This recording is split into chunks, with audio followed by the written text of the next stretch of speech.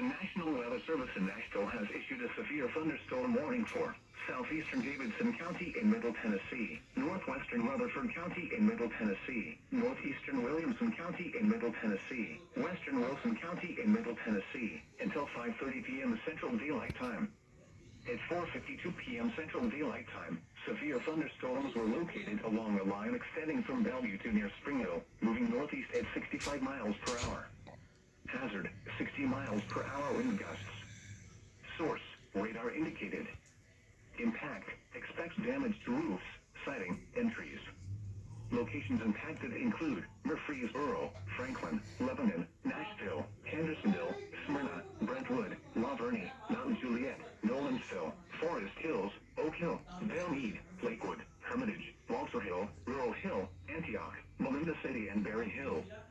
This includes the following highways: Interstate 40 between mile markers 203 and 240. Interstate 65 between mile markers 63 and 87.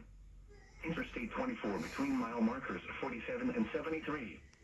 Interstate 840 between mile markers 54 and 76. For your protection, move to an interior room on the lowest floor of a building.